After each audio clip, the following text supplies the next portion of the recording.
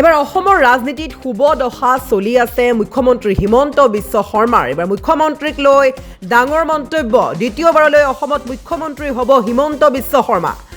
85ৰ পৰা 90খন আসন লাভ কৰিব বিজেপি মিত্ৰজোঁটে। এবাৰ বৰপেটা সত্ৰৰ বৰ্ষফল গণনা প্ৰকাশ আৰু প্ৰকাশ কৰা তথ্য মতে এবাৰ দ্বিতীয়বাৰৰ বাবে মুখ্যমন্ত্ৰী হ'বলৈ গৈ আছে ডক্টৰ হিমন্ত বিশ্ব শৰ্মা। বৰপেটা সত্ৰই গণনা কৰিছে বৰ্ষফল। আমাৰ লগত মন্তব্য আছে। মন্তব্য শুনাৰ পূৰ্বে আমি পুনৰ কৈছোঁ যে এবাৰ NDA মিত্ৰজোঁটে লাভ কৰিব 90খন পৰ্যন্ত আসন। বৰপেটা সত্ৰই কৰিছে ডাঙৰ ভৱিষ্যতবাণী। বৰপেটা সত্ৰই গণনা কৰিছে বৰ্ষফল। পুনৰ মুখ্যমন্ত্ৰী হ'ব ডক্টৰ হিমন্ত বিশ্ব শৰ্মা। এই মন্তব্য কৰিছে বৰপেটা সত্ৰই।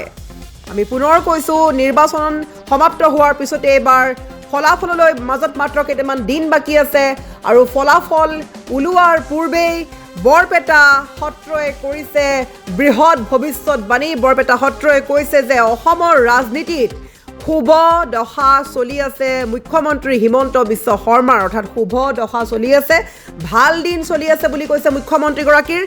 দ্বিতীয়বাৰলৈ অসমত মুখ্যমন্ত্ৰী হ'ব হিমন্ত বিশ্ব শৰ্মা। এই বৃহৎ মন্তব্য কৰিছে বৰপেটা সত্ৰৰ তৰফৰ পৰা। 90খন পৰ্যন্ত আসন লাভ কৰিব বিজেপি মিত্ৰজোঁটে। বৰপেটা সত্ৰৰ বৰ্ষফল গণনা প্ৰকাশ কৰা হৈছে। মিত্ৰজোঁটে লাভ কৰিব 90খন পৰ্যন্ত আসন। এইদৰে বৰপেটা সত্ৰই কৰিছে বৃহৎ ভৱিষ্যতবাণী। আমি পুনৰ কৈছোঁ বৰপেটা সত্ৰই গণনা কৰিছে এইবেলি বৰ্ষফল আৰু বৰ্ষফলত এইবাৰ ৰাজনীতিত মুখ্যমন্ত্ৰী হিমন্ত বিশ্ব শৰ্মাৰ ভাল দশা চলি আছে, শুভ দশা চলি আছে বুলি কৈছে, যাৰ বাবে পুনৰ মুখ্যমন্ত্ৰী হ'ব, অৰ্থাৎ দ্বিতীয়বাৰলৈ মুখ্যমন্ত্ৰী হ'বলৈ গৈ আছে ডক্টৰ হিমন্ত বিশ্ব শৰ্মা। এই বৃহৎ ভৱিষ্যতবাণী প্ৰকাশ কৰিছে বৰপেটা সত্ৰই। বৰপেটা সত্ৰই দিছে ভৱিষ্যতবাণী। বৰপেটা সত্ৰই গণনা কৰিছে বৰ্ষফল আৰু কৈছে যে মিত্ৰজোঁটে লাভ কৰিব 90খন পৰ্যন্ত আসন। দ্বিতীয়বাৰৰ বাবে মুখ্যমন্ত্ৰী হ'ব মুখ্যমন্ত্ৰী হিমন্ত বিশ্ব শৰ্মা। কি কৈছিলে বৰপেটা সত্ৰৰ তৰফৰ পৰা মন্তব্য শুনো আহক।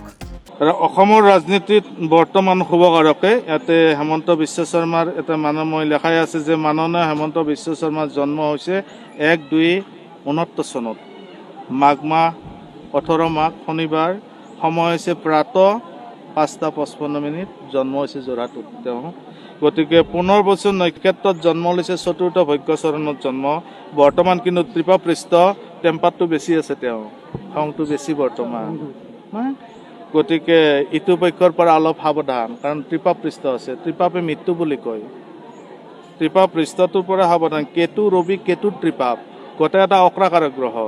গতিকে নিজে কিছুমান শুভকাৰক হ'ব লাগিব নিজক নিজেয়ে। এইটো কাৰণ কিয় ত্ৰিপাপৃষ্ঠটোৰ পৰা। কিন্তু তেওঁ দশা শ্ৰেষ্ঠ। আমি দশা শ্ৰেষ্ঠ।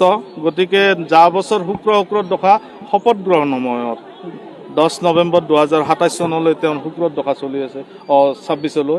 গতিকে উত্তম দশা, তেওঁ শ্ৰেষ্ঠ দশা যোৱা বছৰত শপত গ্ৰহণ কৰে। কিন্তু বৰ্তমান তেওঁৰ এইবাৰ আমি যে জন্ম নক্ষত্ৰ দি উলিয়াই বাহিৰ কৰিছোঁ যে মানে কি আপোনাৰ শুক্ৰ বৃহস্পতিৰ দশা চলি আছে 23 ফেব্ৰুৱাৰী 2027 চনলৈ। মধ্যম দশা গুৰু কেশৰী যুগ বুলি কয় ইয়াকে। কাৰণ কিয় তেওঁ ভাগ্যতো গুৰু কেশৰী যুগ আছে, কাৰণ তেওঁ হৈছে মকৰ লগ্নৰ মানুহ। গতিকে মই জীৱনত প্ৰথমেই তাৰমানে মুখ্যমন্ত্ৰী বহুত বছৰে গণনা কৰিলোঁ বৰপেটা সত্ৰত। গতিকে এনেকুৱা কুণ্ডলী হয়তো কোনো মুখ্যমন্ত্ৰীৰে নাই বুলি ক'লোঁ ইয়াতে। কাৰণ যিহেতু তেওঁ মকৰ লগ্ন, শনিৰ ক্ষেত্ৰত জন্মগ্ৰহণ হৈছে। ভাগ্যত বৃহস্পতি আৰু কেতু আছে, দৈত্যগুৰু তেওঁক দেখাই দি আছে। শনিৰ ক্ষেত্ৰত যিহেতু জন্মগ্ৰহণ হৈছে, শনি ইটো বছৰত 3য় স্থানত তেওঁ জন্মতে য'তেই আছিল শনি, সেই স্থানতে শনি বহি আছে। গতিকে যিমানে তেওঁৰ পাপযুক্ত গ্ৰহই ঘেৰি নধৰক কিয় শনিৰ বুদ্ধিত নানা পক্ষত ফলৱতী হ'ব তেওঁ। কিন্তু 2 মাঘৰ পৰা ৰাহু কেতুৰ প্ৰভাৱ পৰিব 1 বছৰ 6 মাহলৈ। সাৱধান।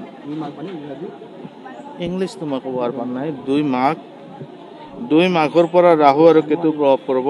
সেইটো 1 বছৰ 6 মাহলৈ। তাতে মই লিখি থৈ দিয়া আছে কলহ, হাইকাজিয়া, অভিমান, মানহানি, মনকষ্ট, নানা ক্ষেত্ৰত সাৱধান তেওঁ। যিকোনো ক্ষেত্ৰতে ফাইল থওঁতে, কিবা থওঁতে, মানৱ কথা কওঁতে ইত্যাদি এইবিলাক নিজে সাৱধান হোৱাটো বিৰাট আৱশ্যক। 2 মাঘৰ পিছত সম্পূৰ্ণ 1.5 বছৰ থাকোঁ। দ্বিতীয়বাৰৰ কাৰণে কোৱা হৈছে তেওঁৰ ৰাজনীতিৰ ক্ষেত্ৰতো ঠিকে আছে, ৰাজনীতিৰ ক্ষেত্ৰতো, কিন্তু 2 মাঘৰ পৰা মুখ্যমন্ত্ৰী ডক্টৰ হিমন্ত বিশ্ব শৰ্মাই দ্বিতীয়বাৰলৈ আসন গ্ৰহণ কৰিব। আসনৰ মোৰ হিচাপত গণনা কৰি ওলোৱা মতে 85 বা 90খন আসন একেবাৰে স্থান লৈ আছে।